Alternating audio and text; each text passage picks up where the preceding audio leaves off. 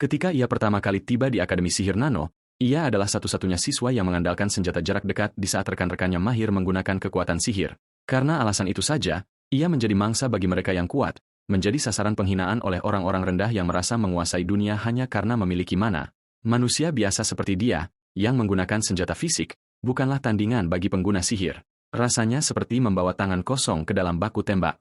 Seluruh jajaran siswa memandang rendah dirinya karena ia adalah siswa jalur masuk khusus dengan bakat sihir nol besar. Bahkan Haruto pun mempertanyakan mengapa orang tak berguna seperti dirinya berakhir di tempat yang jelas-jelas bukan miliknya. Itu bukan pilihannya. Orang tuanya mendaftarkannya sebagai siswa jalur khusus tanpa persetujuannya. Di saat-saat tergelapnya, ia berharap dirinya ikut mati bersama orang tuanya pada hari nahas itu. Namun karena sudah terjebak di sana, ia harus menghadapi kenyataan. Karena tidak bisa menggunakan sihir, ia tidak punya pilihan selain menghunus pedang dan menjadi pendekar yang mampu melawan penyihir. Meski begitu, menggunakan senjata jarak dekat di era sihir adalah beban besar. Ia terus-menerus menghambat partinya selama penyerangan Dungeon, hingga ia dijuluki si Dewa Wabah. Suatu hari, setelah kembali ke asramanya sehabis dibully seperti biasa, ia menemukan sebuah surat misterius, tanpa perangko maupun keterangan pengirim. Sambil terkapar di sofa, Haruto merobeknya. Cahaya intens menyembur keluar dan membuatnya pingsan. Saat membuka mata, ia berada di tempat asing, berdiri setinggi mata kaki di dalam air biru yang bercahaya. Sesosok figur muncul, tubuhnya beriak dengan cahaya. Makhluk itu berbicara, menyatakan bahwa saat ini adalah tahun 2054, dan mengonfirmasi bahwa ia adalah Kuju Haruto, usia 16 tahun. Haruto mengangguk waspada. Yang mengejutkan, sosok itu memperkenalkan diri sebagai Ku Haruto dari masa depan, dirinya sendiri 10 tahun ke depan yang mengirim surat ke masa lalu. Haruto masa depan mengklaim bahwa dalam 1 dekade, Haruto akan menjadi penyihir yang mampu mengendalikan ruang dan waktu, dan ia datang untuk mempercepat pelatihan itu. Haruto muda tetap tidak terkesan dan merasa ini adalah penipuan. Versi masa depannya hanya menyeringai, lalu memerintahkannya untuk memasuki Dungeon Shinjuku Imperial Garden, berjanji akan menghubunginya setelah ia berada di dalam. Masih setengah yakin ini adalah lelucon, Haruto pergi ke Dungeon tersebut. Mengikuti instruksi surat itu, ia menyelipkan surat tersebut ke celah dinding batu besar yang kemudian terbelah, memperlihatkan lorong rahasia. Di dalamnya, sebuah skill cube berbentuk berlian melayang di udara. Begitu Haruto menyentuhnya, cahaya itu berubah menjadi merah darah. Balok-balok batu besar terlepas dari dinding dan menyatu menjadi robot raksasa, sebuah golem. Tanpa peringatan, mesin itu menembakkan sinar merah panas, menghempaskan Haruto hingga menghantam tanah. Saat darah mulai mengalir, ia merasa dikhianati dan pasrah pada kematian. Namun, suara dari surat itu memotong keputusasaannya, bertanya apakah ia benar-benar ingin mati sebagai pecundang yang menyedihkan. Sesuatu dalam diri Haruto tersulut. Ia menolak untuk berakhir di sini. Saat ia mencoba berdiri, golem menyerang lagi dan membunuhnya seketika. Namun, sebuah sistem aktif dan memicu hidden quest. Antarmuka teknologi tinggi mendaftarkannya sebagai orang yang memenuhi syarat untuk menjadi penyihir ruang dan waktu. Sistem membatalkan kematiannya dan melakukan rollback, pemutaran balik, pada tubuhnya, memulihkannya ke kondisi semula. Sistem mengumumkan, Ku Haruto akhirnya memperoleh sihir ruang dan waktu. Haruto mendapatkan skill seperti Quick Body, Material Rewind, dan Stop Chain. Dengan skill pasif baru, ia mampu mengeluarkan 30% kekuatan totalnya meski masih level 1. Haruto masa depan menjelaskan bahwa metode brutal ini adalah jalan pintas untuk membangkitkan kekuatannya yang seharusnya baru ditemukan 10 tahun lagi. Tutorial dimulai. Golem raksasa itu menyerang, tapi Haruto menghindar dengan keanggunan luar biasa, bahkan melayang di udara. Mengikuti instruksi dirinya dari masa depan, ia berhenti mengandalkan mata dan mulai merasakan aliran waktu. Dalam sekejap, Haruto melesat secepat cahaya, menghancurkan inti di kepala golem dengan satu serangan pedang yang dahsyat. Kemenangan ini menaikkan levelnya secara drastis dan memberinya puluhan ribu kredit. Namun, tidak ada waktu untuk merayakan. Haruto masa depan memerintahkannya untuk segera keluar dari Dungeon menuju lokasi lain. Aku akan membawamu ke tempat di mana Shinonome Renie akan dibunuh oleh monster. Haruto membeku. Renie adalah teman masa kecilnya. Haruto masa depan mengonfirmasi bahwa pada hari ini, 23 Mei 2054, Renie ditakdirkan mati di Dungeon Derang Ikebukuro akibat serangan bos rahasia peringkat C. Selamatkan dia, dan tulis ulang masa depan. Perintah suara itu. Haruto pun berlari kencang menuju teman masa kecilnya, bertekad untuk mengubah takdir yang kejam. Wajah tersenyum gadis itu terlintas di benak Kuju Haruto. Haruto dari masa depan menyebutkan bahwa meskipun teman-temannya merapalkan mantra penyelamat, tidak ada yang datang membantu karena tidak ada petualang lain di sekitar. Seluruh tim mereka seharusnya musnah. Sambil mengabaikan suara di kepalanya, pemuda itu terus berlari, geram karena dirinya di masa depan baru berbicara sekarang. Haruto dewasa membalas, menyebut pahlawan kita itu bodoh karena selama ini tidak pernah mau membentuk tim hanya karena takut kutukan keberuntungan buruknya akan mencelakai orang lain. Ia mencatat bahwa penolakan tidak pernah menyakiti Haruto karena alasan itu. Namun, ia heran mengapa protagonis kita begitu emosional sekarang, padahal taruhannya bukan nyawanya sendiri. Kuju memasuki penjara bawah tanah, Dungeon, dan segera melihat Goblin. Dirinya di masa depan menyuruhnya berhenti bersikap sok bijak, mengingatkannya bahwa dunia bisa berubah berdasarkan tindakannya. Pahlawan kita menebas monster-monster itu satu demi satu, membentak dirinya di masa depan agar diam. Ia bersikeras melakukan segalanya dengan caranya sendiri. Haruto masa depan menyeringai, merasa telah memancing reaksi yang ia inginkan, dan memutuskan untuk mengajari dirinya yang lebih muda sebuah trik baru dengan sihir ruang waktu sebagai hadiah. Sementara itu, di lantai dasar, Rena sedang disiksa oleh Dark Sentinel. Ia terbaring berdarah dan tak sadarkan diri sementara keempat temannya meringkuk ketakutan dengan senjata terhunus. Mereka berteriak panik satu sama lain. Salah satunya mengeluh tentang kurangnya peringatan, sementara seorang gadis menjerit karena mantra penyelamat mereka gagal. Rekan setim lainnya mencoba membangkitkan semangat, bersikeras mereka bisa menang jika menyerang bersama, tetapi ketakutan membuat mereka membeku. Monster itu menjulang di atas mereka bagaikan kematian itu sendiri. Ia melancarkan serangan brutal, membuat seluruh kelompok terpental. Melihat rekan-rekannya tak berdaya, Rena tertatih bangkit dan mencengkeram tombak sihir dengan tangan gemetar. Ia menerjang dengan segenap kekuatannya, tetapi serangan itu gagal melukai sang bos. Jauh di dalam lubuk hatinya, ia tahu dia tidak bisa menang sendirian. Tepat saat Sentinel hendak menghabisinya, Kuju Haruto tiba. Ia menggunakan keahlian Stop Chain untuk menghentikan pedang makhluk itu dan bertanya apakah Rena baik-baik saja. Rena duduk terpaku, menatapnya dengan takjub. Sang bos membebaskan diri dari rantai dan menerjang protagonis kita, yang langsung menghindar seketika. Saat membalas serangan berikutnya, ia melihat bagian inti, tetapi ternyata terlalu keras untuk ditembus. Bos tersebut menangkis serangannya dan dalam sekejap mematahkan pedang Haruto menjadi dua. Hatinya mencelos melihat logam yang patah itu. Saat bos ekstra tersebut bersinar merah karena murka, Haruto mengalihkan fokus ke celah di baju besinya, mengunci pandangannya pada bagian kepala.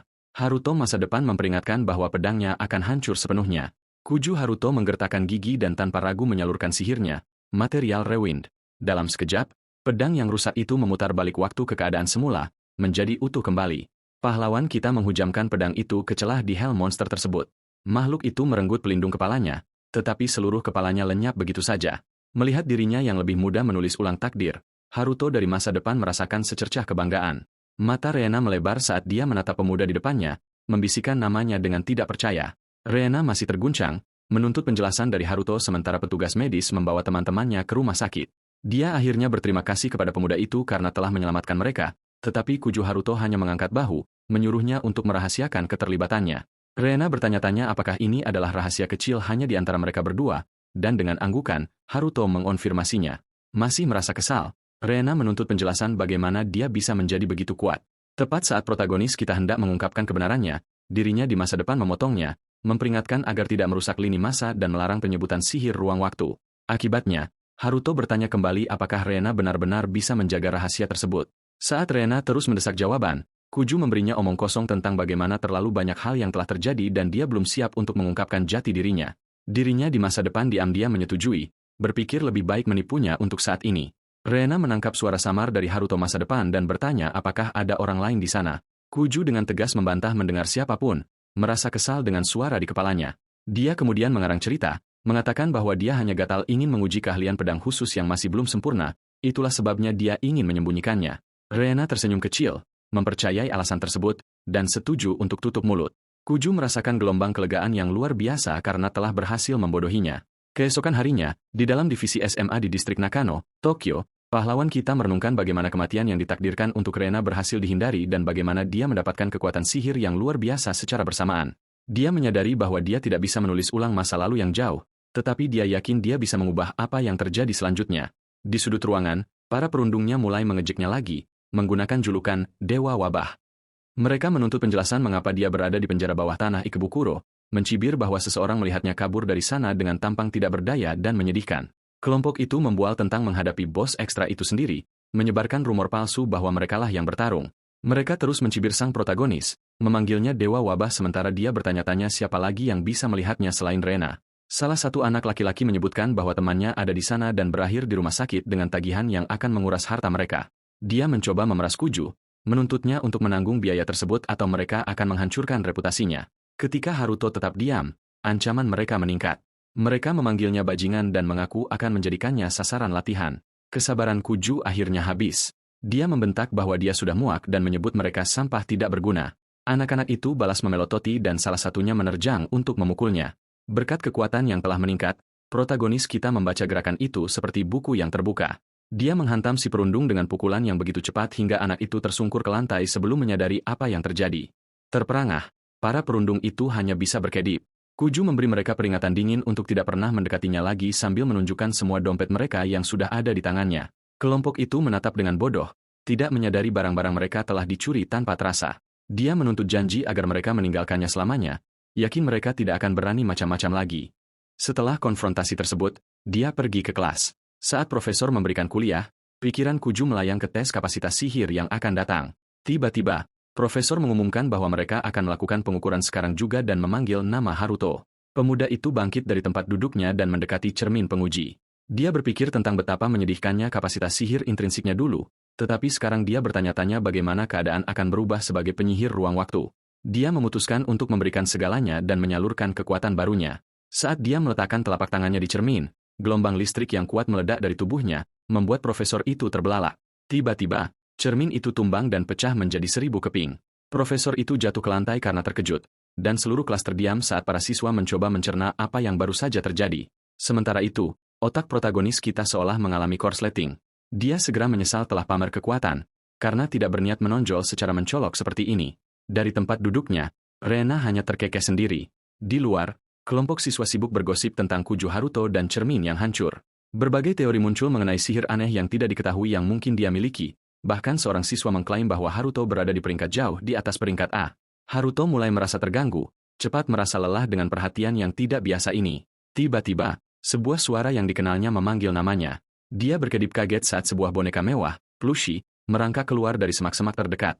Kuju menyipitkan mata ke arah makhluk itu, mencoba mencari tahu mengapa suaranya terdengar begitu akrab sampai akhirnya dia sadar. Suara itu milik dirinya di masa depan, yang saat ini sedang bersantai dalam bentuk boneka. Makhluk itu menjelaskan bahwa dia merasuki mainan yang ada di rumahnya sebelum langsung menuju ke inti persoalan. Ada keadaan darurat dan dia harus bergerak cepat. Naga kekacauan, Kiss Dragon, telah muncul jauh lebih awal dari jadwal. Pahlawan kita memutar otak mencari informasi tentang monster tersebut, dan dirinya dari masa depan menjelaskan bahwa dalam lini masa asli, target tipe alfa ini menyapu bersih serikat petualang di Ariaki, memicu bencana dengan proporsi yang mengerikan. Karena ia tiba lebih awal, mereka harus melenyapkannya segera. Pemuda kita menyadari bahwa jika mereka gagal, malapetaka yang belum pernah terjadi sebelumnya itu akan terulang kembali. Ku menyarankan untuk memanggil serikat petualang guna mengirim regu pembasmi, berharap tim tingkat atas bisa menangani ancaman tersebut. Namun, Haruto masa depan membungkamnya, menyatakan, sudah tidak ada waktu lagi karena naga itu sudah meluncur di langit. Protagonis kita mendongak dan melihat makhluk masif itu terbang di atas, bertanya-tanya mengapa ia tidak tersegel di dalam Dungeon. Si boneka mulai menceramahi tentang spesies naga bermigrasi yang tidak pernah berdiam di satu tempat. Saat monster itu menuju langsung ke arah sekolah, rasa takut mengendap di perut Haruto. Ia memikirkan pertumpahan darah dan keselamatan siswa lainnya. Di dalam gedung, para siswa berkeliaran dengan normal sampai mereka melihat naga itu. Bisik-bisik kebingungan berubah menjadi kekacauan saat naga itu menukik ke arah lapangan. Suara seorang wanita menggelegar di tengah kepanikan, memerintahkan semua orang untuk bersiap tempur sementara warga sipil mencari perlindungan. Dia adalah penjaga keamanan penyihir dari OSIS. Para penjaga berpencar di lapangan, menggenggam senjata dengan erat, dan mulai merapalkan lingkaran sihir. Saat naga itu melayang mengancam, sang komandan memerintahkan mereka untuk menjauhkan monster itu dari sekolah dengan segala cara. Mereka meluncurkan serangan sihir terkoordinasi. Mengikuti raungan yang memekakan telinga dan kilatan cahaya yang intens, naga itu menghilang sesaat. Para penjaga bersorak untuk kapten mereka, tetapi kemenangan itu berumur pendek. Naga itu meledak keluar dari asap, sama sekali tidak terluka. Kekecewaan terukir di wajah sang kapten saat ia menyadari sihir anti-naga miliknya tidak berpengaruh apa-apa. Naga itu membalas, menyemburkan api sihir yang membuat regu tersebut membeku ketakutan. Dalam sekejap, para penyihir keamanan itu terkapar di tanah, pingsan seketika. Protagonis kita tidak percaya betapa cepat pertahanan itu hancur. Haruto masa depan mencibir, mencatat bahwa penyihir pelajar tidak akan pernah menjadi tandingan bagi naga. Sarkasme itu membuat Kuju marah, tetapi sebelum ia sempat membalas, si boneka menyiramkan cairan merah muda ke seluruh tubuhnya. Pahlawan kita terhuyung, bingung dengan tindakan itu. Dirinya dari masa depan menjelaskan bahwa cairan itu adalah Rayu Hakuku, dupa naga. Itu berfungsi sebagai suar yang akan membuat monster agresif ber-IQ rendah tersebut terobsesi untuk memburunya. Kepala Kuju berputar, bertanya-tanya mengapa dirinya yang lebih tua menjebaknya seperti ini. Namun Haruto masa depan mendesaknya maju, menyuruhnya untuk melangkah dan membunuh monster itu. Saat naga itu mengunci pandangan padanya dan mulai turun, Suara di kepalanya memerintahkannya untuk melepaskan sihir ruang dan waktu miliknya dan menunjukkan kepada makhluk itu kemampuan aslinya. Naga itu melesat lurus ke arahnya, memaksa protagonis kita untuk memancing monster itu menjauh dari sekolah. Pandanganku Haruto beralih ke Rene, memperhatikannya merawat siswa lain di tengah kekacauan. Suara dirinya dari masa depan memotong, bertanya apakah ia benar-benar ingin menyeret Rene ke dalam kekacauan ini. Haruto membalas dengan kata, "Tidak," yang tajam. Versi masa depannya hanya mengangkat bahu secara verbal, menyuruhnya lari. Selama tidak ada orang di sekitar yang menyaksikan pertarungan, mereka tetap aman. Dengan itu, pemuda kita mengaktifkan kemampuan quick body-nya, melesat secepat kilat dengan naga yang mengejarnya. Setelah kejar-kejaran yang mendebarkan, ku tiba di stasiun Tokyo City Junior Nikono. Menemukan area tersebut benar-benar sepi. Si boneka menyuruhnya melompati pagar dan memancing makhluk itu ke dalam. Haruto menarik napas dalam-dalam dan meminta rincian sifat-sifat naga tersebut.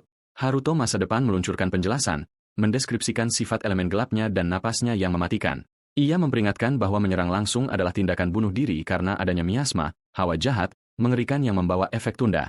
Terlebih lagi, monster itu memiliki resistensi berat terhadap serangan fisik, membuat serangan sembarangan menjadi sia-sia. Dia kemudian menyebutkan dengan santai bahwa naga itu secara teknis berasal dari 5 tahun di masa depan, masih bayi dengan otak yang minim. Yang diperlukan untuk memancingnya hanyalah dupa naga seharga setengah juta kredit. Harganya hampir membuat pahlawan kita kehilangan keseimbangan. Ketika dirinya dari masa depan mengonfirmasi bahwa uang itu sudah dipotong dari akunnya, Haruto mengamuk.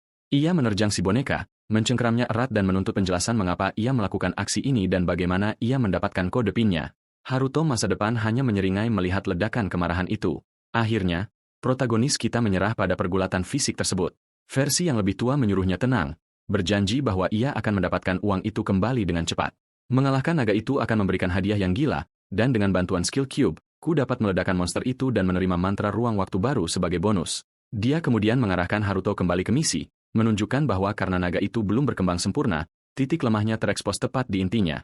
Sebelum mereka bisa menyusun strategi lebih lanjut, naga itu menyerang. Pahlawan kita menyambar dirinya dari masa depan dan lari menghindar, melemparkan ucapan terima kasih sarkastik kepada si boneka atas tip-tipnya. Koju menebas pagar dengan pedangnya dan merangsek maju. Naga itu tidak kenal lelah, menyemburkan api saat ia berkelit melalui serangan dengan pedang yang siap siaga. Satu bola api masif menghantam stasiun, mengubah struktur tersebut menjadi reruntuhan yang membara. Melalui asap yang menggulung, Kuju Haruto melihat titik lemah tepat di tengah dadanya. Ia melesat maju, melintasi jarak dalam setengah detik. Haruto yang lebih tua memperhatikan, terpana bahwa pemuda itu baru saja melakukan aplikasi praktis sihir ruang waktu untuk menghindari ledakan. Mendekati inti, Haruto menyalurkan segalanya ke pedangnya dan menghunjamkan bilahnya. Namun, tidak ada sensasi kontak. Semburan api meledak dari inti, menangkap protagonis kita saat lengah dan menghempaskannya keras. Ia geram pada dirinya yang lebih tua, marah karena tidak diperingatkan tentang serangan balik tersebut. Haruto masa depan tiba-tiba teringat bahwa Kiss Dragon dapat mengubah tubuhnya menjadi miasma, yang berarti Kuju harus berhati-hati dalam serangan berikutnya. Pahlawan kita mendarat dengan aman di rel di bawah, gigi terkatup saat ia menuntut agar dirinya dari masa depan benar-benar menjelaskan kemampuan musuh sebelum pertarungan dimulai. Versi yang lebih tua terus mengoceh, menambahkan bahwa naga itu dapat memadatkan miasma tersebut dan memuntahkan gerombolan naga kecil yang disebut Legion. Didorong oleh amarah, Kiss Dragon mulai memompa pasukan makhluk kecil ini keluar dari intinya. Kuju Haruto hampir tidak percaya seekor bayi naga mampu menghasilkan seluruh legiun seperti ini. Kuju menyadari dengan cepat bahwa naga ini tidak akan tumbang dengan mudah. Di atasnya, sekumpulan bayi naga berterbangan di udara, memenuhi langit dengan kepakan sayap yang berirama. Haruto tua merinci situasinya, menjelaskan bahwa meskipun monster itu seharusnya menjadi lawan yang mengerikan, ia tiba 5 tahun terlalu cepat. Ku membentak balik, menuntut untuk tahu mengapa ia muncul lebih awal dari jadwal. Si boneka memberitahunya bahwa itu adalah kesalahannya sendiri karena mengacaukan lini masa, bersikeras bahwa protagonis kita sebaiknya bertanggung jawab dan menyelesaikan apa yang telah ia mulai. Tuduhan itu menghantam keras, membuatku merasa tidak enak karena disalahkan atas kehancuran dunia. Tiba-tiba, ledakan api besar menderu ke arahnya, memaksa pemuda kita untuk melompat ke udara dengan sihir quick body-nya. Di tengah lompatan, ia mengayunkan pedangnya dan menebas salah satu bayi naga. Melihat makhluk itu jatuh tanpa berubah menjadi miasma membawa secercah kelegaan. Suara dirinya yang lebih tua membimbingnya, menyarankan agar ia memencarkan bayi-bayi itu dan menunggu celah untuk menghabisi naga utama. Saran yang menurutku terlalu disederhanakan secara menyebalkan. Tanpa membuang waktu, pahlawan kita memperkuat sihirnya. Dengan energi penuh, ia melompat ke langit lagi, menebas ke arah gerombolan itu. Satu persatu, ia mencabik-cabik monster-monster itu dengan pedangnya. Memperhatikan dari bawah, Haruto tua tidak bisa menyembunyikan keterkejutannya pada kecakapan tempur pemuda itu. Matanya melirik ke statistik sistem, menyadari level Kuju sudah melonjak 3 tingkat. Untuk sesaat, protagonis kita bertanya-tanya apakah ia telah menyapu bersih setiap bayi naga yang terakhir, tetapi pikiran itu lenyap saat Kies Dragon mewujud tepat di hadapannya. Kemarahannya berkobar saat ia menyemburkan aliran api yang sangat besar. Ia nyaris menyelamatkan diri dengan berguling ke balik kereta, namun naga itu menyusul dengan semburan api lain yang hampir saja mengenainya. Kepanikan mulai merayap saat Ku menyadari staminanya terkuras habis hanya karena menghabisi naga-naga kecil. Serangan berat ini mendorongnya hingga ke batas kemampuan. Dalam kondisi kelelahan, ia tahu butuh setidaknya beberapa menit untuk memulihkan tenaga sebelum melepaskan jurus terkuatnya. Di dalam pikirannya, ia sudah membidik target, inti jantung sang naga. Makhluk itu mulai terbang lebih tinggi ke langit, dan Haruto masa depan memperingatkan bahwa tidak ada cara bagiku untuk mencapainya sekarang. Saat monster itu membubung semakin jauh, Ku mencari apapun yang bisa ia gunakan di sekitarnya. Karena berada di stasiun, area itu dipenuhi dengan gerbong kereta. Ia menyusun rencana cepat. Haruto tua mendesak ingin tahu apa yang sedang ia rencanakan, sambil memperingatkan bahwa semakin lama pertarungan berlarut-larut, situasi akan semakin sulit. Tanpa peringatan, Kuju menyambar diri tuanya dan melesat. Ia berlari melintasi atap kereta, melompat dari gerbong ke gerbong, lalu melenting ke arah tiang listrik. Haruto tua berteriak bahwa sekadar memanjat lebih tinggi tidak akan cukup, namun protagonis kita menjawab dengan datar bahwa ia telah mengendalikan situasi. Sambil mencengkeram diri tuanya erat-erat, ia melemparkan boneka plushie itu langsung ke arah monster dengan segenap tenaga. Saat Haruto masa depan melayang di udara, Ku mengaktifkan sihir ruang waktunya dan bergumam, "Stop chain." Dalam sekejap, rantai sihir bercahaya melilit boneka yang terbang itu, memicu amarah di mata sang pria tua. Ia menuntut penjelasan atas apa yang dilakukan Ku. Mengabaikan protes tersebut, pahlawan kita menggunakan boneka di udara itu sebagai pijakan, menginjaknya untuk melompat lebih tinggi dan memperpendek jarak dengan si monster. Kemarahan berdenyut dalam dirinya saat ia bersumpah tidak akan membiarkan makhluk itu berubah menjadi miasma lagi. Ia merapalkan stop chain sekali lagi dan rantai tebal melesat membungkus naga tersebut. Ku tahu ia hanya membeli waktu beberapa detik, tetapi ia bertekad mengakhirinya dalam jendela waktu yang sempit itu. Ia meroket naik ke level sang naga, tatapannya terkunci pada pusat dadanya. Dengan tusukan yang ganas, ia menghujamkan pedangnya tepat ke inti yang bercahaya. Inti tersebut hancur berkeping-keping. Sesaat kemudian, ledakan besar meletus, menghempaskan Haruto tua ke tanah. Asap mengepul di mana-mana, menutupi langit. Namun dari balik abu yang berputar, muncul Kuju Haruto, berdiri tegak dengan pedang patah di tangannya. Membunuh monster itu menaikkan level protagonis kita sebanyak 15 tingkat, sementara kemahiran pedangnya melonjak 28 poin.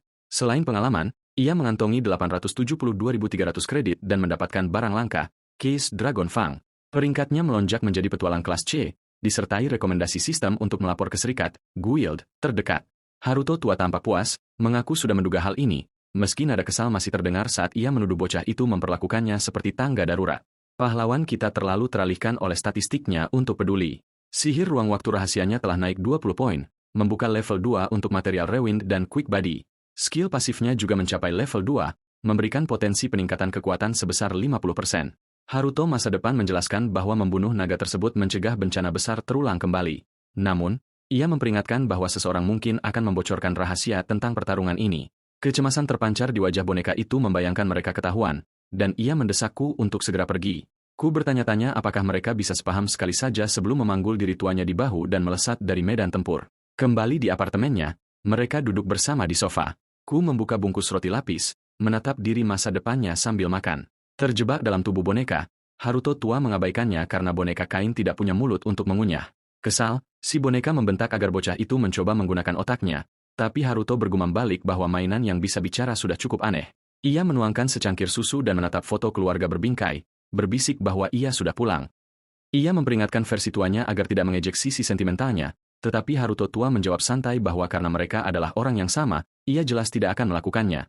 Secara pribadi, Haruto masa depan memilih untuk merahasiakan detail tertentu tentang seorang wanita bernama Ria, berpikir bahwa ini masih terlalu dini untuk didengar si bocah. Ia berencana mengungkapkan kebenarannya hanya jika protagonis kita sudah lebih dewasa. Kuju bertanya tentang Kies Dragon Fang, dan diri tuanya mengonfirmasi bahwa pedangnya yang sekarang sudah diambang kehancuran.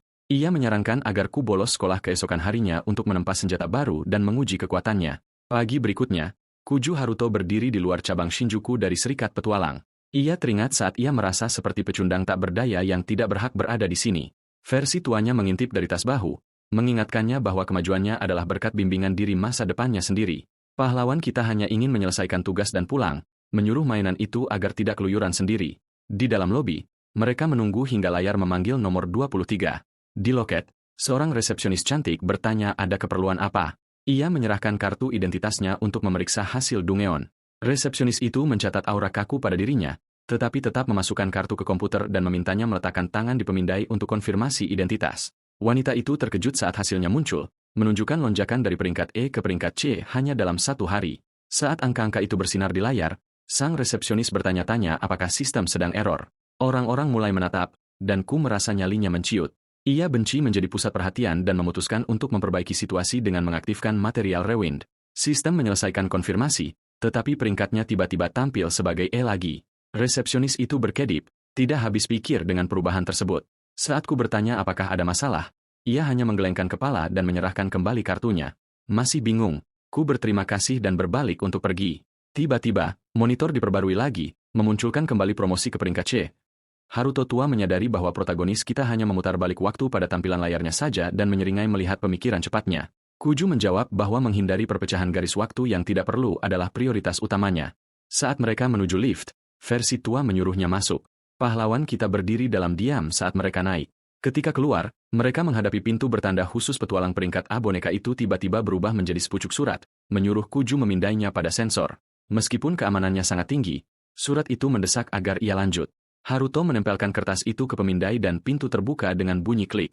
Surat itu menyuruhnya memulai, dan Kuju melangkah masuk ruangan untuk mulai menyintesis senjata yang cocok untuk penyihir ruang waktu. Di dalam laboratorium, seorang pria muda sibuk mengetik di komputernya, bertanya-tanya keras-keras apakah hari ini ada kunjungan lapangan. Surat di tangan Kuju menjawab datar, menyatakan tidak ada kunjungan dan kedatangan hari ini murni untuk permintaan sintesis senjata. Pria di meja itu, Shiroyama Tokimune, menoleh dan bertanya apakah protagonis kita setidaknya adalah petualang peringkat A. Sebagai kepala lab sintesis senjata, Tokimune memicingkan mata ke arah Kuju, tampak bingung. Ia berpikir bocah itu terlihat seperti murid peringkat F rendahan dan curiga dia mungkin menipu keamanan untuk menyelinap masuk.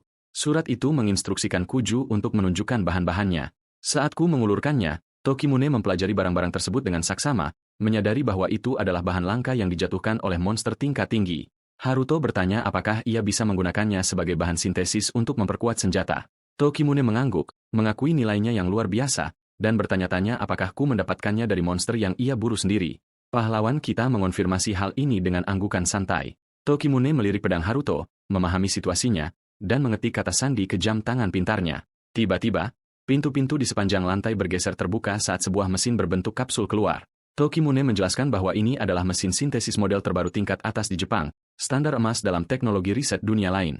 Saat penutupnya terbuka, ia menjelaskan bahwa mesin ini akan menjalankan analisis penuh pada item apapun yang dimasukkan, terutama karena bahan ini belum ada di basis data serikat. Melihat peluang sempurna untuk penelitian, ia menawarkan penggunaan mesin secara gratis kepadaku. Haruto tua memberitahu Kuju bahwa karena saat ini ia masih buta soal sintesis senjata, ia akan mengajarkannya langkah demi langkah. Ku mengaku tidak tahu apa yang ia lakukan dan menunggu instruksi. Versi masa depannya menjelaskan bahwa seseorang bahkan tidak bisa mengambil kursus ini di akademi tanpa mencapai peringkat A atau lebih tinggi.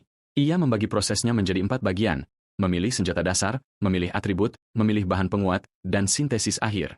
Karena pedang Haruto berada di peringkat F, ia hanya memiliki 1 slot atribut, yang membuatku tampak agak bingung. Protagonis kita memasukkan pedangnya ke dalam mesin sebagai basis. Untuk pemilihan atribut, layar menampilkan pilihan api, air, angin, tanah, dan cahaya. Haruto masa depan menyarankan cahaya, dan Ku memilihnya tanpa membantah. Setelah menjatuhkan Kiss Dragon Fang ke dalam ruang tertutup, ia disuruh mengatur waktu penempaan. Diri tuanya dengan belak-belakan menyuruhnya mengaturnya selama 3 tahun. Rahangku jatuh karena terkejut dengan beban tersebut, tetapi ia akhirnya menyerah. Perangkat itu memulai prosesnya, namun tiba-tiba, surat itu terbang keluar dari saku Haruto dan melesat masuk ke dalam ruangan. Sinar cahaya yang menyilaukan meletus, membuat pahlawan kita bertanya-tanya apa yang sedang direncanakan diri masa depannya. Tiba-tiba, mesin itu meledak dengan dentuman keras sebelum dengan tenang mengucapkan terima kasih atas kesabarannya. Mesin itu mengumumkan bahwa sintesis telah selesai. Layar menampilkan Key Sword, senjata atribut cahaya peringkat A. Haruto tua berseri-seri bangga sementara Ku menatap pedang itu, mempertanyakan apakah ini nyata. Diri masa depannya dengan sombong mencatat bahwa ia tidak bisa melakukan ini setiap saat. Sementara itu, Tokimune berdiri terpaku, tidak mampu memproses bagaimana proses 3 tahun bisa selesai dalam hitungan detik. Merasa perlu segera pergi, Haruto tua mendesak Kuju untuk mengambil pedangnya dan keluar. Suara komputer mengonfirmasi bahwa senjata itu tersimpan aman di kotak itemnya. Kuju berterima kasih kepada Tokimune dan menuju pintu keluar, mengucapkan selamat tinggal dengan santai sementara sang kepala lab mencoba memanggilnya kembali. Di luar, Protagonis kita mendengar orang-orang bergosip tentang pemula misterius yang memenggal monster migran dalam sekejap. Mereka berspekulasi bahwa siapapun yang melakukannya pasti adalah monster sejati dan mengobrol tentang bagaimana identitasnya mungkin memicu perselisihan antar klan terkenal. Kuju pikir tidak ada gunanya memikirkan rumor itu dan hanya ingin pulang. Namun, boneka di sampingnya sangat bersemangat untuk mencoba pedang baru, berkicau bahwa mereka harus pergi ke sarang binatang suci, Cerberus. Ku berkedip kaget mendengar saran itu. Tepat saat itu, Rena memanggil nama Haruto dari belakang, muncul seolah-olah dia memiliki sesuatu yang penting untuk dikatakan. Rena memberitahu Kuju Haruto betapa leganya dia melihatnya baik-baik saja.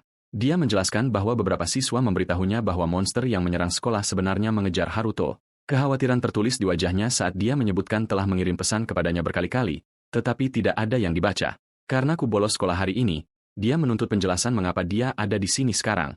Si boneka menyela, menyuruh protagonis kita untuk bicara singkat saja dan melewatkan obrolan yang tidak penting. Haruto mengakui diri masa depannya ada benarnya. Melihat dia tidak terluka, mata Rena berkaca-kaca karena bahagia. Haruto meminta maaf karena telah membuatnya khawatir, menyebabkan Rena menangis terang-terangan. Tiba-tiba, Rena menyambar boneka tersebut dan mulai memainkannya. Dia mulai menghujani boneka itu dengan ciuman, menghirup aroma yang tidak asing dari Haruto.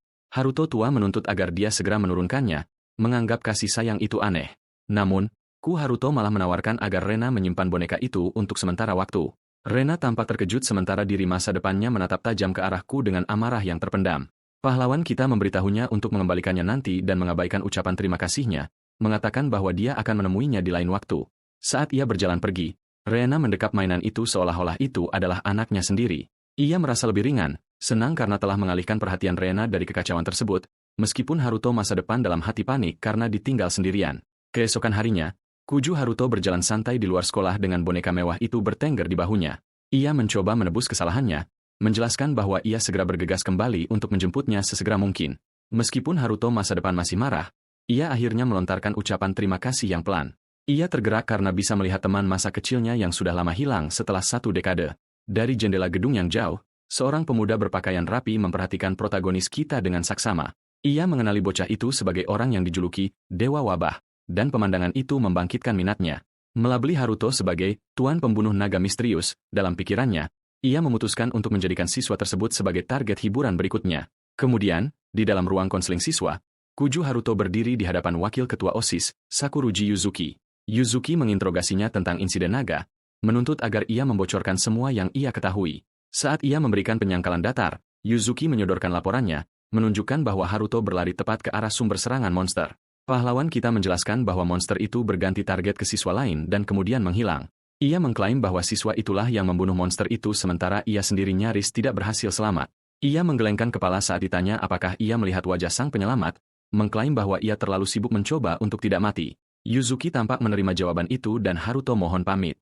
Saat meninggalkan kantornya, ia bertanya-tanya mengapa Yuzuki begitu curiga. Dirinya di masa depan tahu persis alasannya dan memperlihatkan sebuah video viral di ponselnya.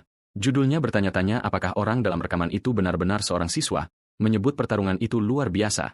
Media sosial dibanjiri foto dan unggahan tentang pertempuran tersebut, dengan orang-orang yang memuja penyelamat mereka. Kuju Haruto bertanya kepada si boneka apakah sihir ruang waktu bisa menghapus internet, tetapi versi masa depannya mengatakan itu mustahil pada tingkat kemampuannya saat ini. Kalah oleh kenyataan, bocah kita memasuki ruang kelasnya. Keheningan yang biasanya ada kini hilang, digantikan oleh bisikan para siswa yang mengharapkan sebuah tontonan. Saat ia duduk, Rena memperingatkannya untuk tetap waspada. Sebelum dia bisa menjelaskan lebih lanjut, seorang kakak kelas yang tampan menyela. Siswa itu memperkenalkan dirinya sebagai Sumaragi Ryuga, siswa tahun ketiga dan ketua OSIS, yang mengaku sebagai penyihir jenius di puncak hierarki sekolah. Ryuga mengonfirmasi identitas Haruto dan dengan berani menyatakan bahwa ia ingin duel sihir. Sumaragi tidak membuang waktu untuk memperjelas niatnya saat ia melontarkan tantangan untuk duel sihir. Sumaragi tidak membuang waktu untuk memperjelas niatnya saat ia melontarkan tantangan untuk duel sihir. Kuju, Haruto, dan Rena menatapnya dengan terpana, sementara seisi kelas riuh membicarakan deklarasi mendadak itu, yakin bahwa bocah kita sudah tamat. Sumaragi mengingat Kuju sebagai kegagalan yang tidak berharga dengan kapasitas sihir 0, teringat bagaimana ia menghancurkan alat yang digunakan untuk mengukur kekuatan penyihir. Ia juga memikirkan kembali jejak aneh yang tersisa dari insiden itu, unggahan daring yang menghebohkan pembunuh naga misterius, dan fakta bahwa Haruto menghabisi naga sendirian. Protagonis kita bertanya-tanya bagaimana Sumaragi bisa mengetahui kejadian-kejadian itu.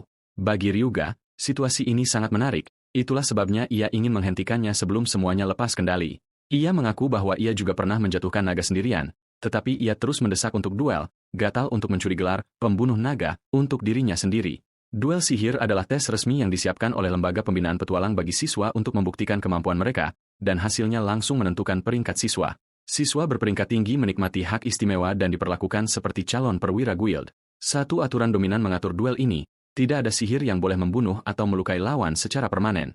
Dalam pertandingan ini, siswa dengan peringkat lebih rendah memegang kuasa untuk memutuskan apakah duel akan terjadi dan bahkan dapat menantang lawan yang berperingkat lebih tinggi. Sementara siswa berperingkat lebih tinggi tidak boleh mundur dari tantangan. Siswa berperingkat lebih rendah dapat menolak tanpa masalah.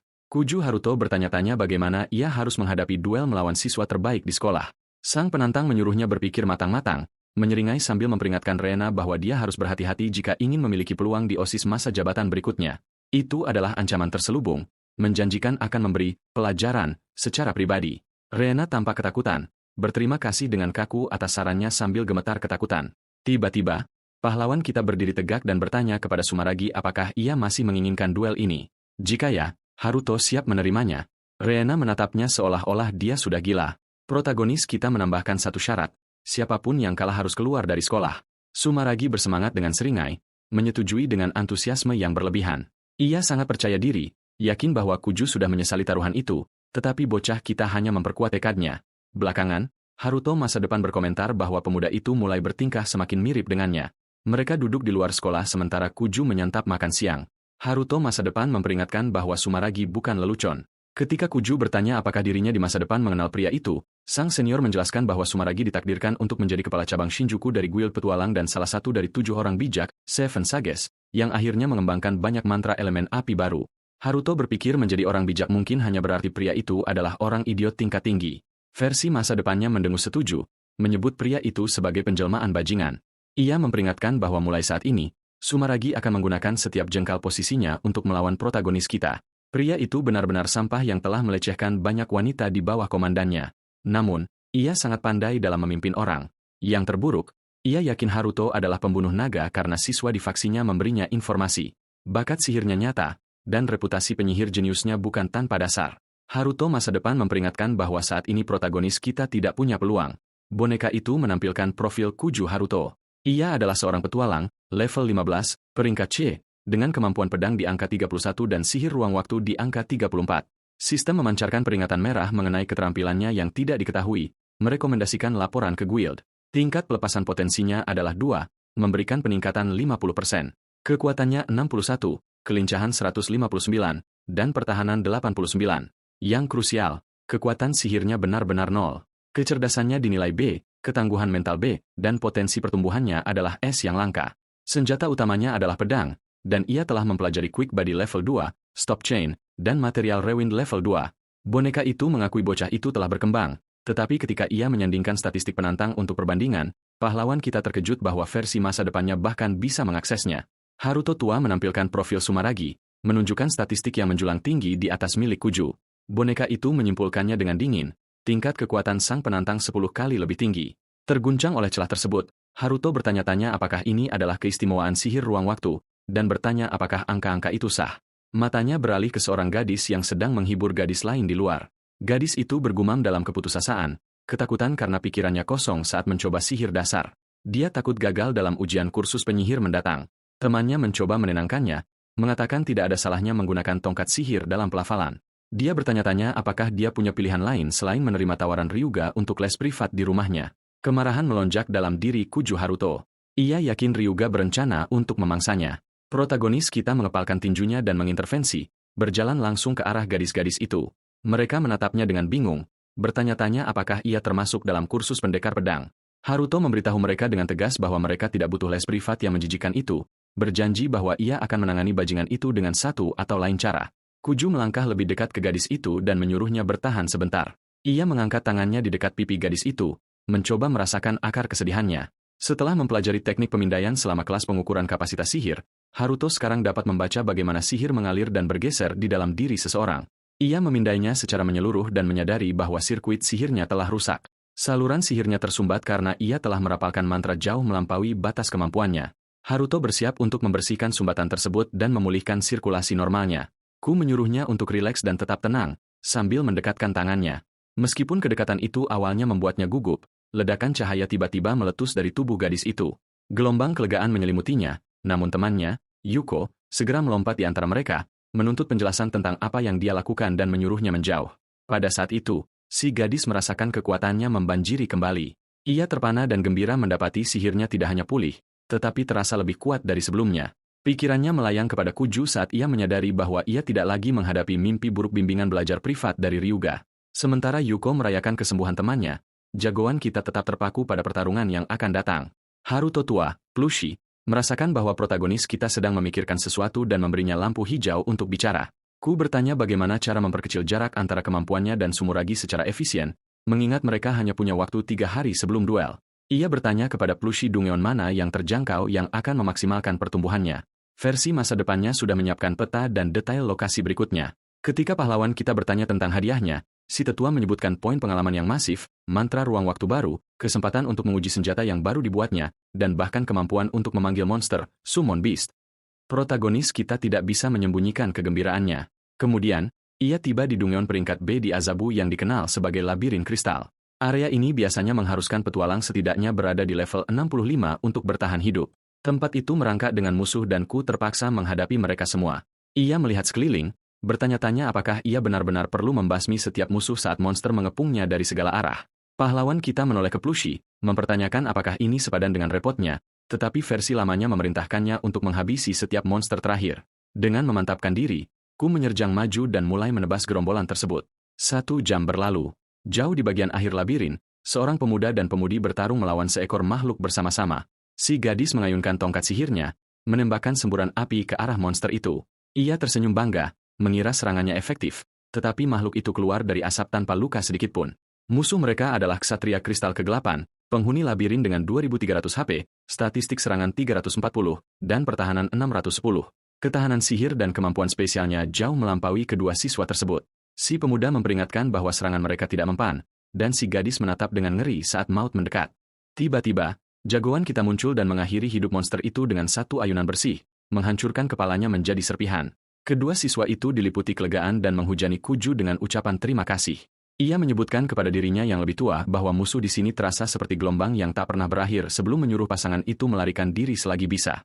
Si pemuda bertanya apakah Ku akan baik-baik saja sendirian, tetapi protagonis kita menjawab bahwa ia berniat untuk terus membantai setiap monster yang mendekat untuk memastikan jalan keluar mereka aman. Dengan pedang di tangan, pahlawan kita menghadapi gerombolan yang datang dan menyuruh para siswa itu pergi. Si pemuda meminta maaf atas kekurangannya dan berterima kasih kepada Haruto karena telah menyelamatkan nyawanya. Sementara itu, Haruto tua memberitahu protagonis kita bahwa ia telah membunuh 89 monster sejauh ini, mencatat bahwa ia bahkan belum mencapai setengah dari kuotanya.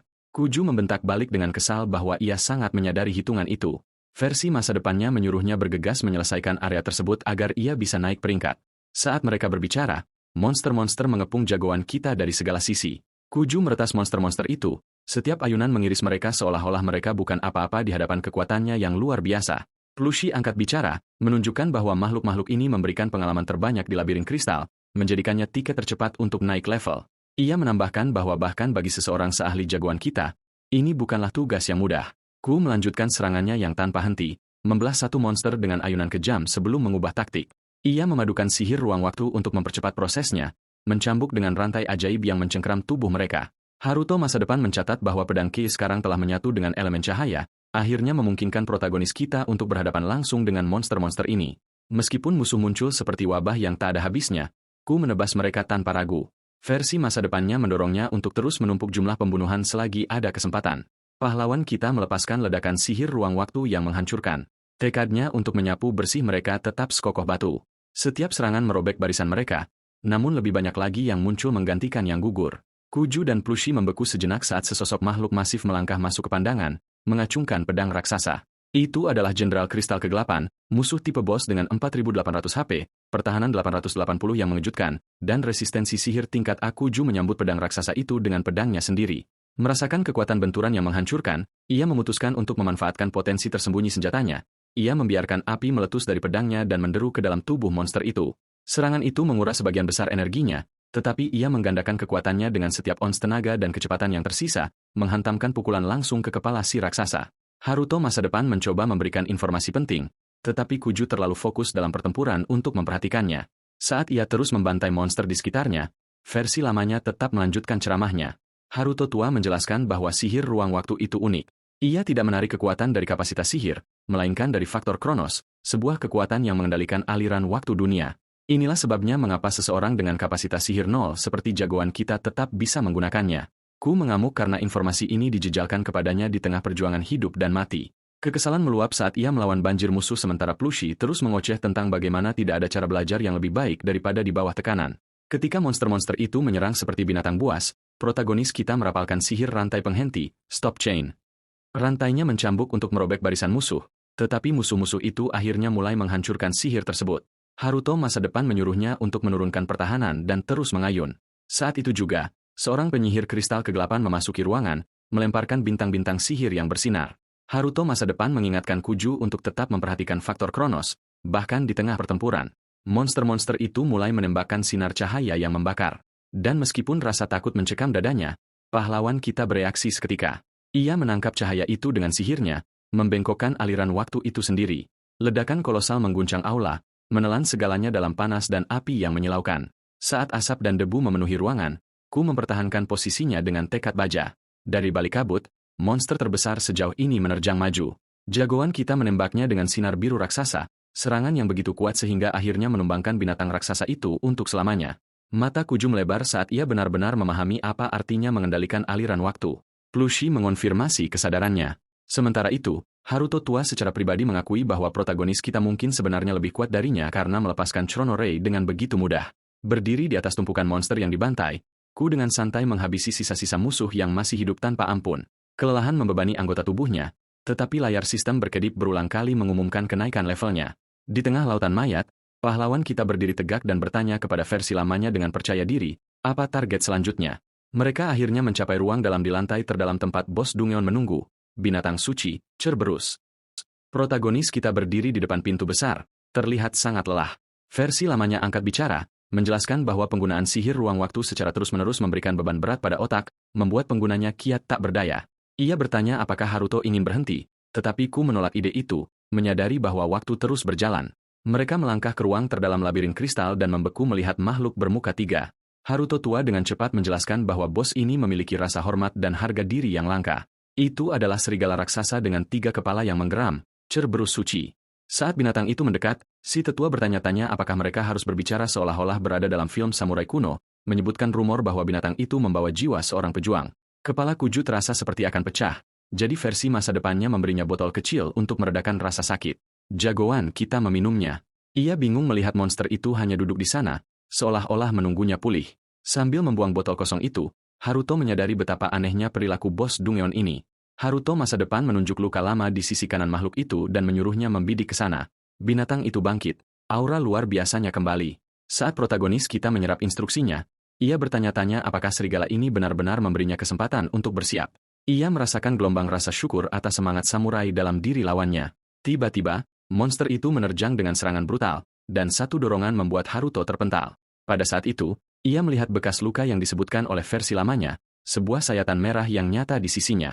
Ia mencoba menahan serangan dengan menjejalkan pedangnya ke salah satu mulut makhluk itu sebelum melompat mundur. Menyadari serangan napas akan datang, Haruto tua berteriak agar ia menghindar. Pahlawan kita melesat keluar dari jangkauan dengan kecepatan yang membuatnya hampir menghilang. Memfokuskan diri pada luka itu, ia menghantamkan tinjunya ke sana dengan segenap kemampuannya.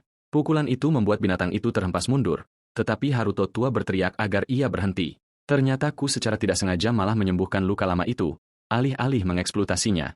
Seolah-olah ia membalas budi atas belas kasihan binatang itu sebelumnya. Menginginkan pertarungan yang adil, versi lamanya marah besar, menyebutnya gila dan mengkhawatirkan nyawanya, tetapi rasa hormat protagonis kita terlalu dalam. Ia menolak untuk mengambil keuntungan dari musuh yang telah menunjukkan rasa hormat kepadanya. Ia lebih baik mati daripada membawa utang budi seperti itu. Tanpa diduga, monster itu menyerahkan kembali pedangnya. Baik Ku maupun Plushi menatap dengan linglung, tetapi jagoan kita menggelengkan kepala. Ia menolak senjata itu, memilih untuk bertarung dengan tangan kosong. Ia mengejek makhluk itu, menyatakan, ini bukan lagi sebuah quest atau grind. Ini adalah perkelahian jalanan murni. Monster itu berdiri diam, menolak untuk menyerang balik, membuat Haruto tua bingung dengan perilaku keduanya. Tanpa peringatan, binatang itu akhirnya menembakkan sinar cahaya yang membakar, mengempaskan Haruto. Protagonis kita membalas dengan pukulan brutal ke salah satu rahang, membuatnya pingsan. Ia kemudian memasukkan tangannya ke dalam mulut monster itu dan memejamkan mata, menunggu langkah selanjutnya. Kepanikan Haruto masa depan memuncak saat binatang itu mengatupkan mulutnya pada tangan itu dan melemparkannya ke samping. Si tetua menjerit menyuruhku sadar karena monster itu akan mengerahkan segalanya. Haruto dengan tenang mengatakan bahwa ia sudah siap, tahu bahwa ia harus mencurahkan setiap ons kekuatannya ke dalam pertarungan ini. Ketiga mulut monster itu dipenuhi api sebelum menyemburkan api ke arahnya.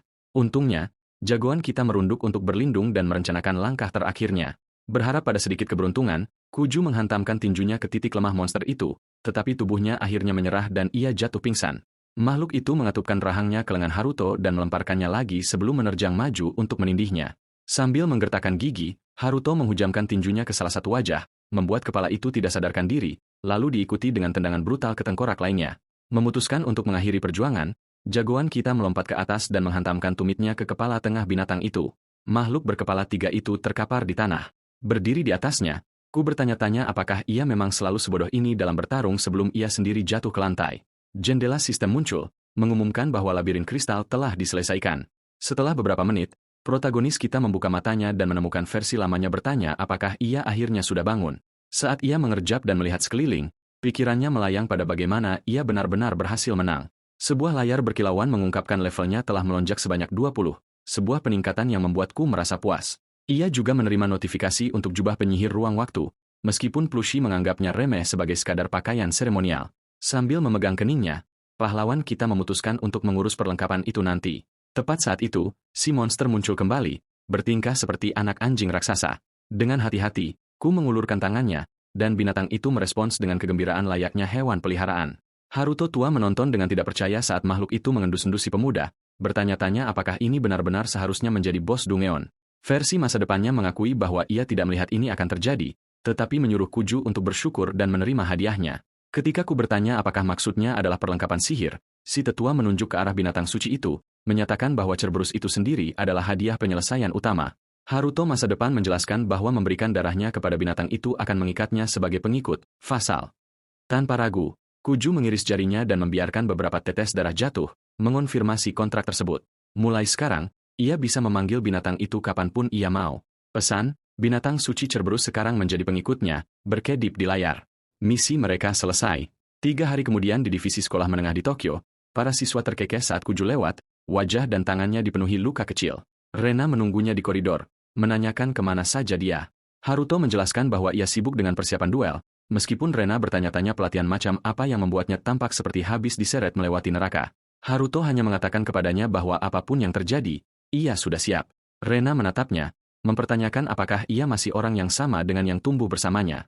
Saat mereka berdiri diam di taman sekolah, dari atas, Ryuga melihat mereka. Terkejut bahwa Ku benar-benar muncul, ia sudah gatal ingin memberikan penghinaan publik. Kemudian, di dalam gedung, Ryuga menghalangi jalan pahlawan kita dan menyatakan duel akan terjadi setelah kelas usai. Ia bertanya apakah Ku sudah mengumpulkan keberaniannya, mengejeknya dengan sebutan pembunuh naga yang misterius. Dengan keyakinan yang tak tergoyahkan, Ku menjawab bahwa ia siap dan mengonfirmasi taruhannya, yang kalah harus keluar dari sekolah. Ryuga menyeringai, tetapi memutuskan untuk menambah tantangan dengan mengusulkan taruhan baru sebesar 100 juta kredit. Kecemasan mencekam dada protagonis kita saat siswa-siswa lain mulai bersorak, menekan dia untuk menerima demi hiburan mereka. Di dalam tas bahu, Haruto tua menyadari Ryuga menggunakan kerumunan untuk memprovokasi bocah itu dan tidak memberinya ruang untuk mundur. Tujuan si penjahat adalah melucuti segalanya dariku dan menjadikannya budak. Tetapi jagoan kita tetap setuju dengan taruhan yang keterlaluan itu. Saat Ryuga berbalik untuk pergi, ia mengejek Rena karena memihak orang yang salah, memperingatkannya untuk bersiap menghadapi pelajaran khusus darinya. Namun, Ku menenangkan Rena dengan penuh percaya diri bahwa ia akan menang apapun yang terjadi, membuat Rena menatap wajahnya yang penuh tekad. Setelah kelas usai, Kuju Haruto berjalan keluar dari kelasnya, mengobrol santai dengan versi masa depannya, yang mengingatkannya bahwa waktu untuk duel telah tiba. Tepat di luar, anak buah Ryuga berkumpul seperti anjing setia. Mereka menggenggam senjata dengan erat, menghalangi jalan, sementara salah satu dari mereka mengumumkan keinginan untuk latihan tanding singkat sebelum acara utama. Jelas dikatakan bahwa ada hadiah 1 juta kredit bagi siapa saja yang berhasil mengalahkan jagoan kita. Kelompok itu menyebut Kuju sebagai karung uang berjalan, menatapnya dan bertanya apakah dia gemetar ketakutan. Dalam hitungan detik, mereka membentuk lingkaran di sekelilingnya, menyeringai sambil memperingatkan bahwa memohon tidak akan menyelamatkannya. Ku sebenarnya merasa lega, menyadari Ryuga masih menggunakan trik basi yang sama seperti yang dia duga. Para preman gadungan itu melontarkan hinaan, menyebut protagonis kita sampah tak berguna. Namun Haruto memberitahu mereka bahwa mereka hanyalah barisan pertama yang akan dihajar hari ini. Seorang berandalan menerjang maju dengan pedang, tetapi Ku hanya menangkap wajahnya di tengah ayunan dan menghantamkannya ke dinding. Kecewa dengan upaya yang menyedihkan itu, ia menyuruh sisanya untuk maju sekaligus. Sementara itu, di arena di Tokyo City, Ryuga menunggu di lapangan didampingi oleh kroni-kroninya. Ia mencemosi, pembunuh naga, menggerutu bahwa semua bualan itu tidak berarti apa-apa jika dia tidak muncul. Menoleh ke arah wasit, yang ternyata merupakan bagian dari gengnya sendiri, Ryuga mengonfirmasi bahwa jika jagoan kita tidak ada di sana dalam 1 menit, kemenangan akan jatuh kepadanya secara otomatis. Teman-temannya bergumam bahwa Haruto pasti pengecut, yakin bahwa para bawahan sudah melunakannya. Di tribun, Renie duduk di antara kerumunan, sarafnya terkuras oleh rasa cemas. Tiba-tiba, pahlawan kita tiba di arena. Ryuga dan teman-temannya membeku, keterkejutan terpancar di wajah mereka melihat Kuju masih bernapas. Ryuga tidak habis pikir bagaimana Haruto bisa sampai di sini, tapi Kuju hanya menyeringai dan bertanya apakah dia lupa mereka punya urusan yang harus diselesaikan. Tanpa membuang waktu, jagoan kita menyuruh wasit untuk memulai duel. Petugas mengumumkan pertandingan antara Sumaragi Ryuga dari kelas 3A dan Kuju Haruto dari kelas 2F, dan sinyal pun diberikan. Pikiran Ryuga masih kacau, tapi dia memutuskan untuk tancap gas sejak langkah pertama. Api meledak dari tangannya saat dia meluncurkan ledakan api besar, menantang Haruto untuk membalas. Seorang penonton bergumam bahwa Ryuga menggunakan Hellfire Grab, mantra tingkat atas yang hanya bisa ditangani oleh para elit. Ryuga melemparkan kobaran api itu ke arah jagoan kita, mencurahkan setiap tetes kekuatannya ke dalam serangan tersebut. Yakin bahwa hantaman langsung akan mengakhiri segalanya. Namun, Ku menyadari bagaimana tembakan api itu mendistorsi waktu saat melesat di udara. Dia melihat bayangan samar di mana tembakan itu berada dan jejak berkilauan di mana tembakan itu akan berada. Dengan membaca gerakan mereka, dia melenyapkan setiap peluru api sebelum sempat menyerempetnya. Ryuga berdiri terpaku seolah otaknya berhenti bekerja sementara Ku muncul tanpa cedera sedikitpun.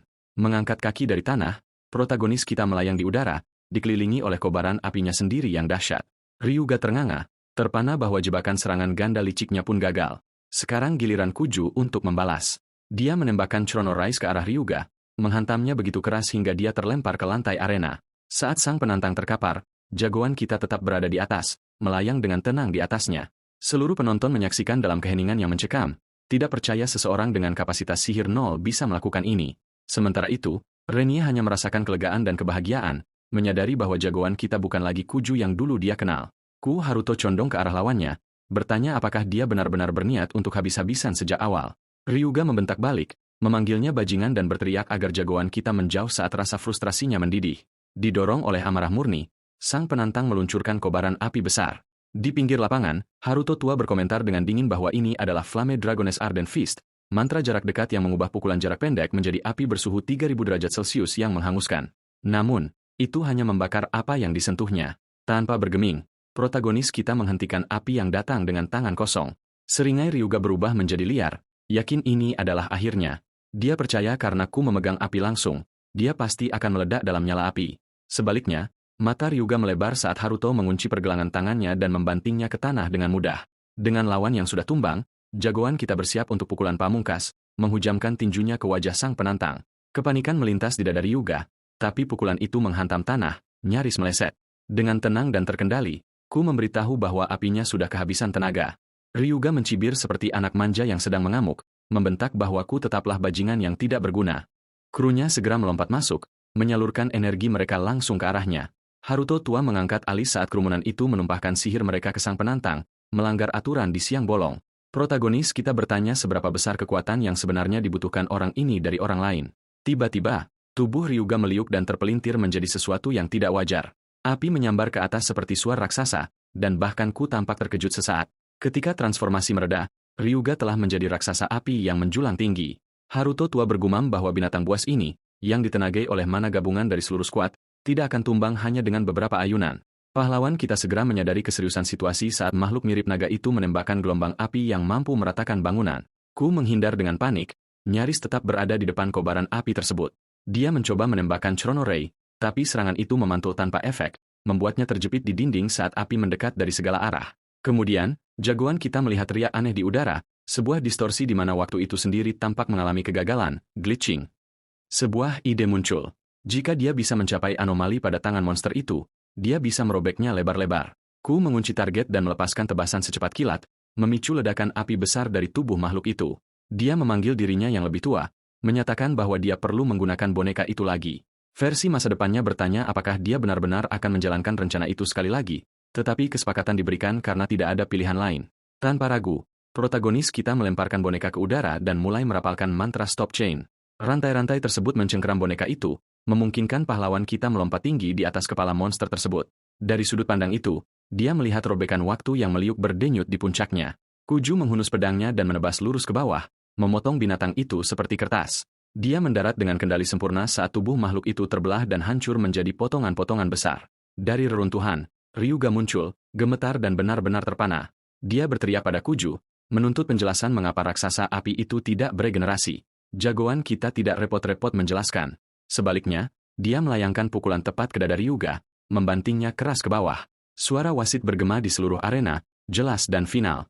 Haruto telah memenangkan duel tersebut. Di dalam restoran yang nyaman, Renie dan keempat temannya mengadakan pesta kecil untuk Kuju Haruto demi merayakan kemenangannya. Renie menggeser sepiring makanan ke arahnya, memberi selamat karena telah menghancurkan duel sihir tersebut. Sementara gadis-gadis itu berseri-seri karena bahagia, Haruto menunduk, sedikit malu, dan menggumamkan terima kasihnya. Ketika Renie mengumumkan bahwa adalah tugasnya untuk memimpin bersulang, semua orang mengangkat gelas dengan antisipasi.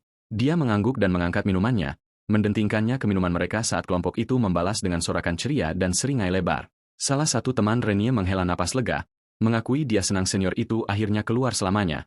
Gadis lain mengeluh tentang bagaimana bajingan itu memperlakukan sekolah seperti rumah pribadinya, menggunakan kekayaannya untuk memperbaiki setiap masalah. Yang ketiga menyebutkan sejarah pelecehannya dan bagaimana dia menyudutkan gadis-gadis sesuka hatinya.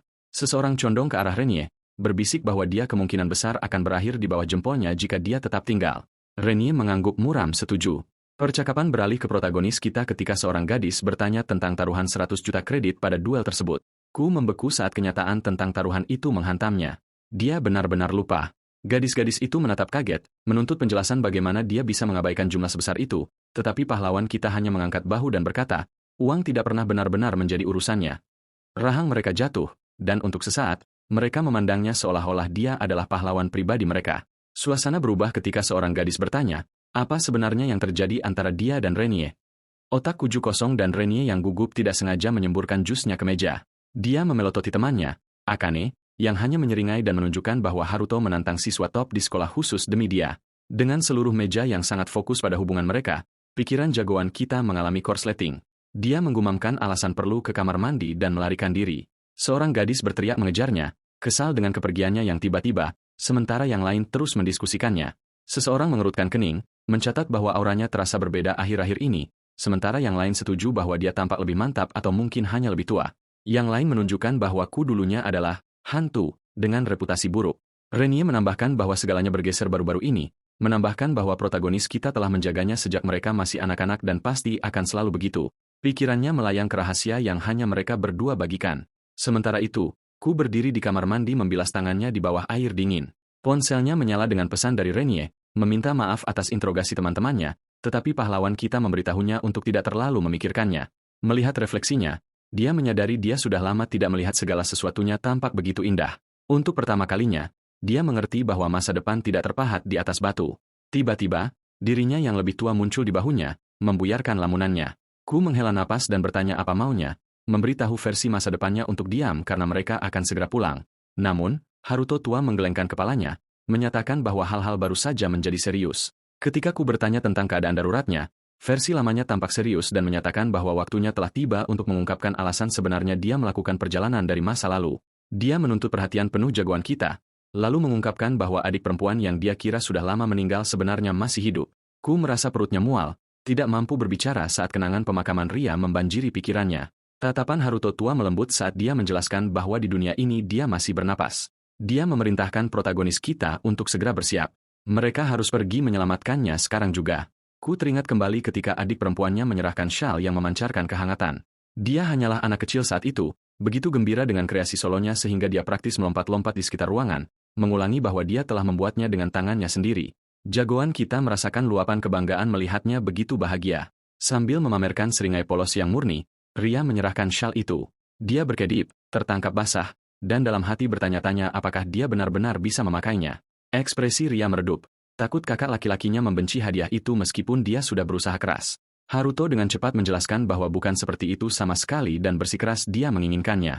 Matanya berbinar lagi saat dia melilitkan syal dengan pas di lehernya, menyuruhnya untuk menerimanya saja. Dia terkikik, mengakui jahitan buruknya dan dengan santai mengingatkannya bahwa besok adalah Natal. Ria menempelkan kumis palsu dan menggodanya, menyebut hadiah itu pemberian langsung dari Sinterklas. Protagonis kita merasakan dadanya membengkak karena bahagia saat dia berterima kasih padanya. Ria kemudian mengatakan mereka akan merayakan Natal terlambat sehari setelah pertunjukan baletnya karena dia juga menginginkan hadiah darinya. Namun, dia ingat bahwa dia tidak pernah mendapat kesempatan untuk menepati janji itu. Keesokan harinya, Ria dan orang tua mereka naik pesawat yang tidak pernah sampai ke rumah. Pesawat itu jatuh dan mereka pergi selamanya. Tiba-tiba, suara Haruto tua memotong pikirannya, memeriksa apakah dia mendengarkan. Mereka berdua duduk di sofa ruang tamu. Ku bangkit dan berjalan ke foto berbingkai keluarganya yang hilang. Dia meminta maaf kepada dirinya yang lebih tua dan memintanya untuk mengulangi informasi tersebut. Versi masa depannya menyuruhnya untuk sadar dan mulai menjabarkan situasinya. Pahlawan kita akan menjalani misi yang sama sekali tidak boleh dia kacaukan. Ku mengerti, tapi dia pertama-tama perlu tahu bagaimana saudara perempuannya bisa hidup ketika semua orang di penerbangan itu tewas. Baginya, itu terdengar mustahil. Haruto tua bertanya apa yang Kuju ketahui tentang kecelakaan itu. Ku menjelaskan itu dilaporkan disebabkan oleh disintegrasi di udara pada ketinggian tinggi. Dirinya yang lebih tua menunjukkan bahwa meskipun terlihat seperti itu bagi publik, fenomena tersebut melampaui sains saat ini. Jagoan kita menyipitkan mata saat si tetua menjelaskan bahwa celah ruang waktu terbuka di langit hari itu. Sebuah robekan yang menghubungkan dunia ini ke dimensi lain. Ketika celah itu muncul, itu mendistorsi gravitasi dan pesawat yang membawa keluarganya terlalu dekat, membuat pesawat itu mustahil untuk dikendalikan. Ku merasakan hawa dingin menjalari dirinya. Setiap penumpang dinyatakan tewas. Namun, dirinya yang lebih tua mengingatkannya bahwa tubuh Ria tidak pernah ditemukan. Dia sendiri yang ditarik ke dalam celah dimensi, tempat di mana waktu nyaris tidak bergerak dan ruang mengikuti aturan yang berbeda. Bahkan jika bertahun-tahun berlalu di dunia ini, baginya, itu akan terasa lebih singkat dari sekejap mata. Ketika celah itu terbuka lagi, Ria akan jatuh kembali ke dunia ini. Versi masa depannya menjelaskan bahwa inilah satu-satunya alasan dia muncul untuk melatih dan membimbing Haruto. Dia memperingatkan bahwa pada saat protagonis kita biasanya mendeteksi celah, itu sudah terlambat. Ku harus bertindak sebelum semuanya berakhir. Haruto tua memohon padanya untuk menyelamatkan saudara perempuan mereka. Wajah pahlawan kita mengeras karena tekad saat dia setuju, bertanya di mana celah berikutnya akan muncul. Haruto boneka memberitahu dia bahwa itu akan terbuka di atas menara Tokyo, tepatnya di atas lantai tertinggi penjara bawah tanah, Dungeon, Kastil Langit. Keesokan harinya, keduanya berdiri di dekat menara Tokyo. Haruto boneka berkomentar bahwa dia tidak pernah membayangkan Kuju akan memborong setiap item serangan dan ramuan penyembuh dari toko. Jagoan kita mengangkat bahu, mencatat itu hanya mungkin karena uang yang dia peroleh dari grinding di labirin kristal. Di lehernya, dia mengenakan syal yang pernah dihadiahkan Ria kepadanya. Haruto boneka mempertanyakan mengapa dia memakainya di tengah bulan Juni, tetapi Kuju mengelak, mengklaim dia mudah kedinginan. Dirinya yang lebih tua mengalihkan fokus ke gerbang di dek observasi yang mengarah ke Dungeon Kastil Langit. Tepat dalam 24 jam, sebuah celah ruang waktu akan terbuka 300 meter di atas lantai Dungeon, dan Ria akan jatuh melewatinya. Haruto tua memperingatkan bahwa jika Ku tidak ada di sana tepat waktu, dia akan jatuh menuju kematiannya. Protagonis kita mengepalkan tinjunya, sepenuhnya menyadari taruhannya. Kali ini, dia memilih untuk memakai jubah penyihir ruang waktu. Tekad membara di matanya saat dia bersumpah untuk menyelamatkan Ria. Protagonis kita berdiri terparkir di depan menara Tokyo. Tepat di pintu masuk, dia bertemu dengan dua pria bersenjata yang memberitahunya bahwa gerbang Dungeon telah muncul di dek observasi, yang hanya dapat diakses oleh petualang peringkat A. Haruto tua bertanya langkah apa yang dia rencanakan. Dengan waktu yang menipis, sang tetua ingin melewati omong kosong dan mengambil jalan pintas. Tanpa membuang waktu, Haruto memanfaatkan sihirnya dan mulai melompat ke sisi menara. Dirinya yang lebih tua bersorak, terkesan dengan betapa cepatnya jagoan kita mempelajari teknik-teknik ini. Meskipun hanya membalas bahwa dia sangat menyebalkan.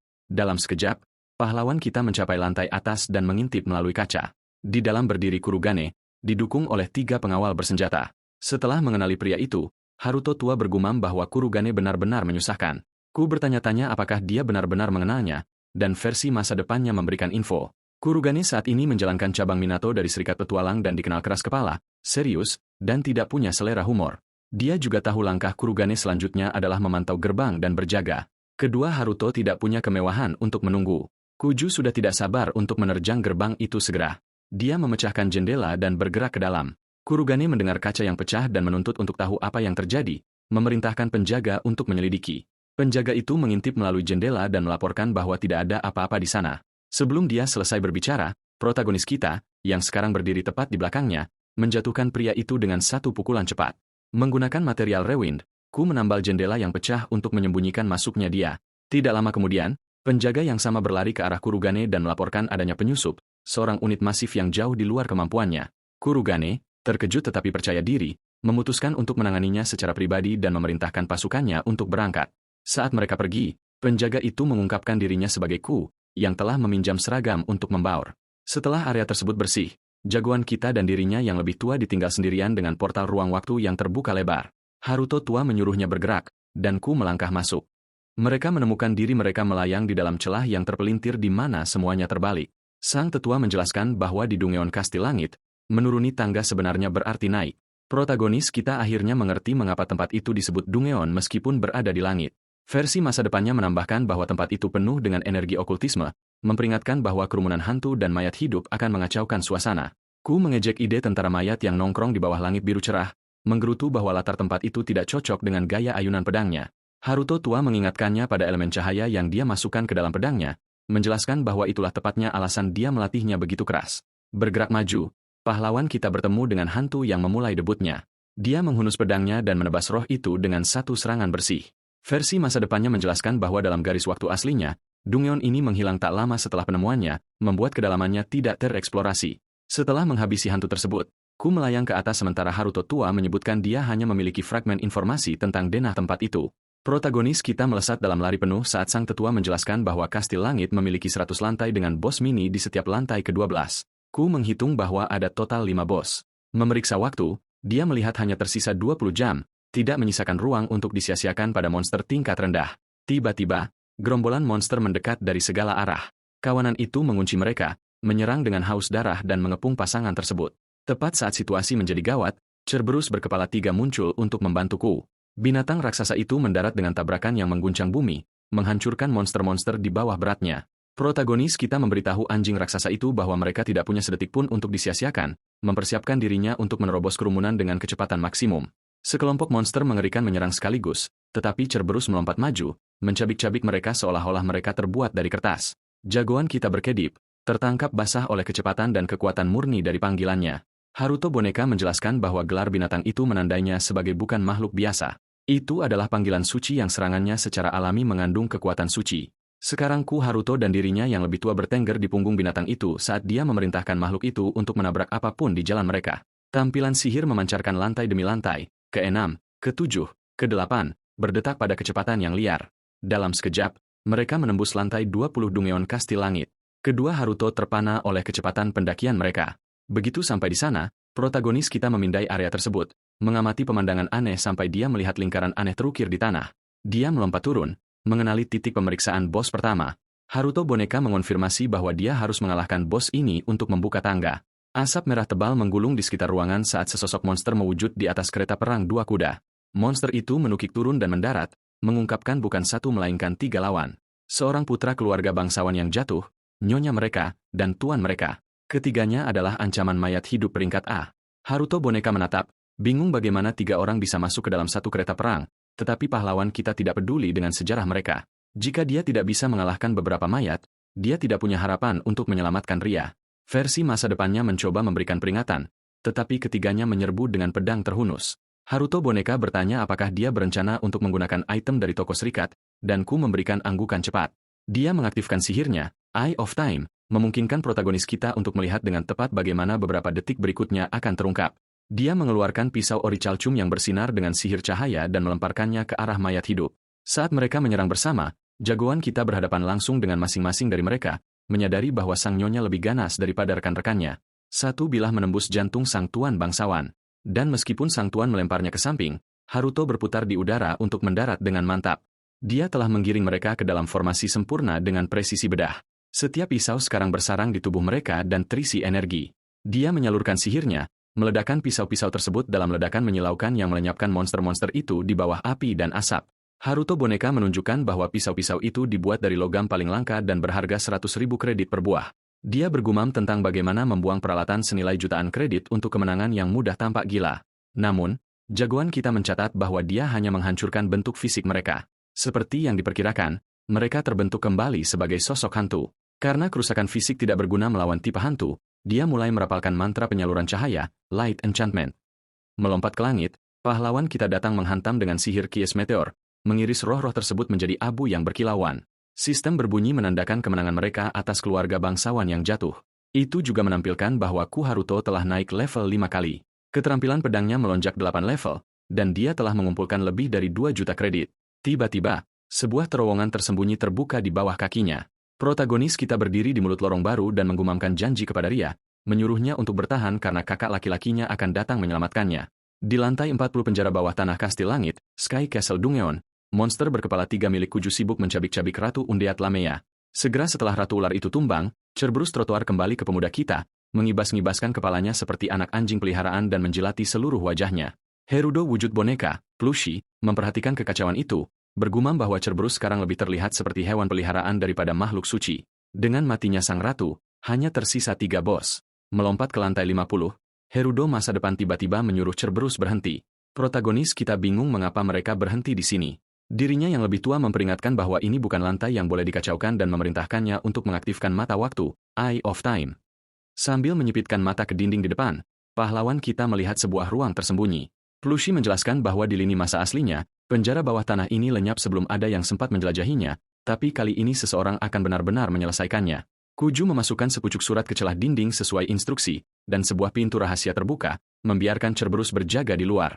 Kuju melangkah ke aula besar yang menampilkan tahta dari berlian biru dan emas. Dia melirik Plushie untuk memastikan ini bukan lelucon, dan sang tetua bersumpah dia serius. Sistem mengidentifikasi harta karun tersebut, sebuah kristal ausik yang mampu membangkitkan kemampuan tersembunyi.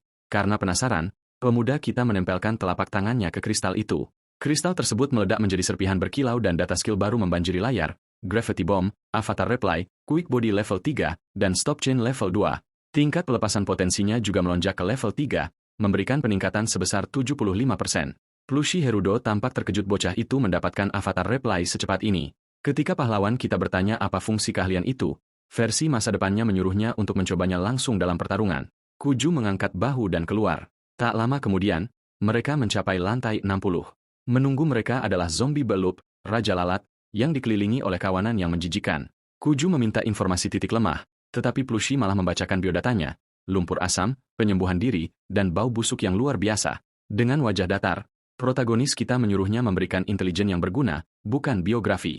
Tiba-tiba, monster itu menukik dengan kecepatan luar biasa, cakar busuknya menyayat ke arah dada Haruto. Kuju berkedip, mengubah tubuhnya menjadi wujud cahaya. Plushie menghela napas puas, senang melihat kemampuan itu diuji dalam pertempuran. Dalam sekejap, bocah itu memperlebar jarak menggunakan Avatar Reply. Binatang bermata satu itu menukik lagi, tapi pemuda kita sudah siap dengan Quick Body level 3. Dia menyerang dengan sinar yang menyilaukan, membuat monster itu terpental, lalu meluncur ke udara. Memanfaatkan Avatar Reply, Kuju memanggil duplikat dari masa lalunya. Dalam hitungan detik, beberapa versi Herudo mengepung bos tersebut, membuatnya bingung total. Setiap klon menukik masuk, menebas dari segala sudut. Tiba-tiba, Kuju merapal sihir kies meteor. Para klon mendekat dengan pedang berkilauan. Dalam kepanikan, bos itu menyemprotkan cairan pelarut, tapi itu tidak cukup.